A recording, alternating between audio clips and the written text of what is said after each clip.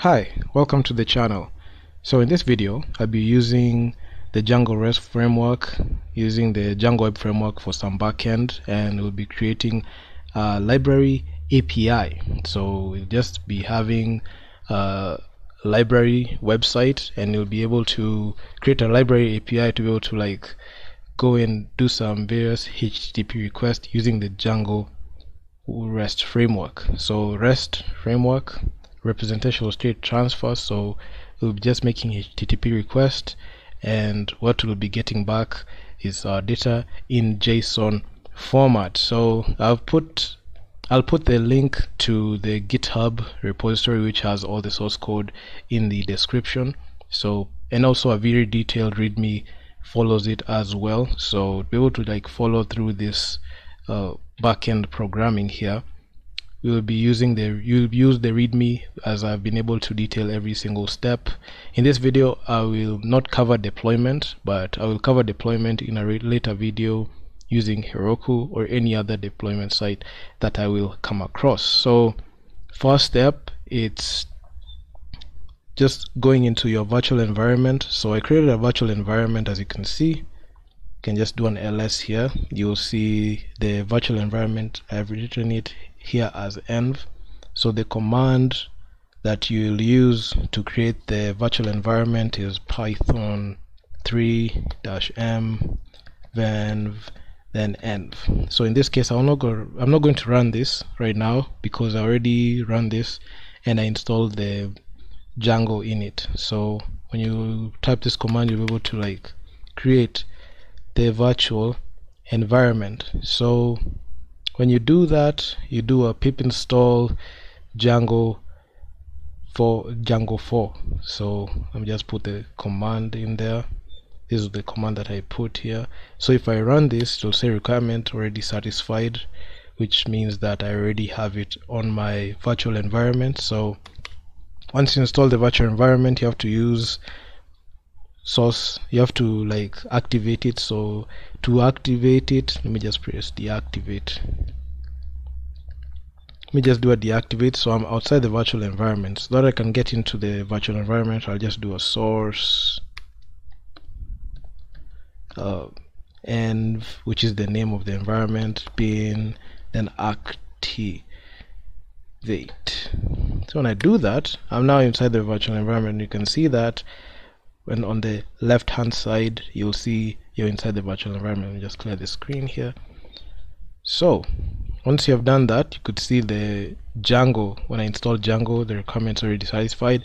So the first thing you need to do is start a project. So the project that I started was this Django project. So let me just put the command there. I'm not going to run the command, but this is the command that I run. Then I created the Django project, as you can see on my left hand side of the screen. So you can see the Django project has all the things that Django creates, like the files where you're supposed to put the settings, everything.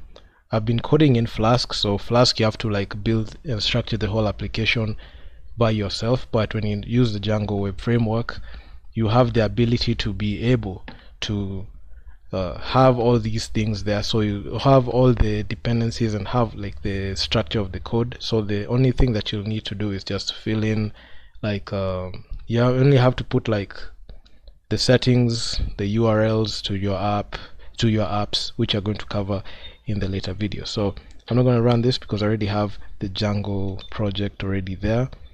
Then after you've done that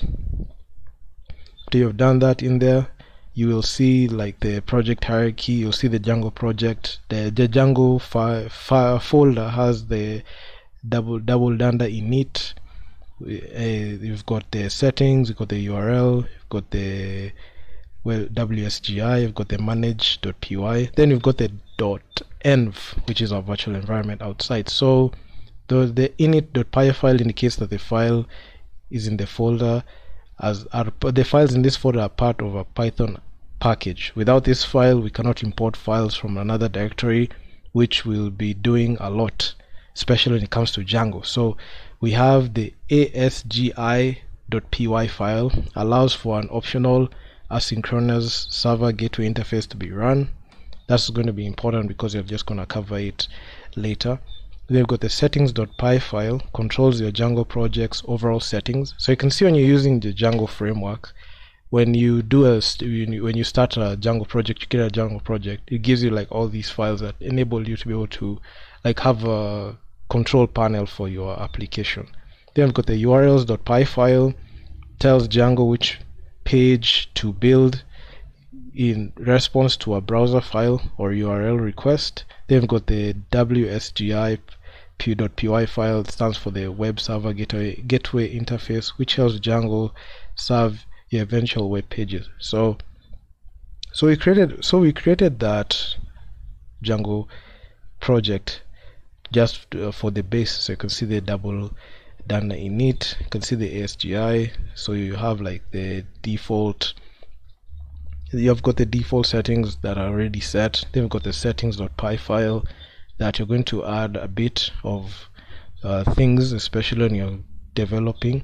Then we've got the URLs. So we're gonna put the path to our apps that you're going to build.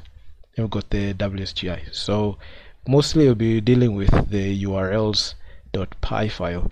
So let's just get into it. So after we've managed to set up everything, so we'll do a migration just to make sure, just to like that's a thing that enables this, the migration. When you do when you're trying to like make the database, and use everything together. So the manage.py file is not part of the Django project, but it is used to execute various Django commands. So even before I go to the migrate, you have to talk about the manage.py file. So and it assists us to like be able to run our application on our local server.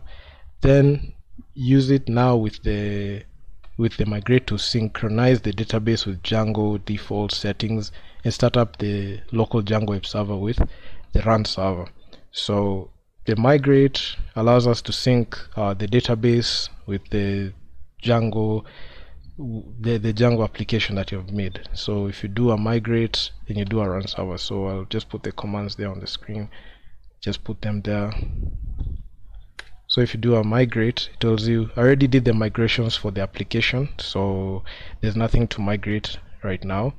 But when I want to go into the server, not go into the server right now, I'll just do python manage.py python manage.py, then run server. Then when I go and I follow this link, it will take me to here where we're getting the things that we want in JSON. So at the end we'll be able to implement this. So I created the endpoint on API. So let's just go to API. You will see a much better interface. So we've got a data that is coming in from using the Django web framework. We're able to like create a HTTP response that gives us data in JSON, which is HTTP 200 OK. So this is what you're going to develop through this video. So moving back, okay, let me just put the screen in, just put that light. Yes. As you can see on the screen, when I do a run server, this is what when I went to the API endpoint, this is what we get. But when you go to you just go to that link directly, that's the result that you get. This is what you get. But later in this video, I will make sure to take us through how I was able to develop this, so which is much more exciting because this is actually very palatable when I looked at it and I liked it. Yes, so let me just stop the server real quick.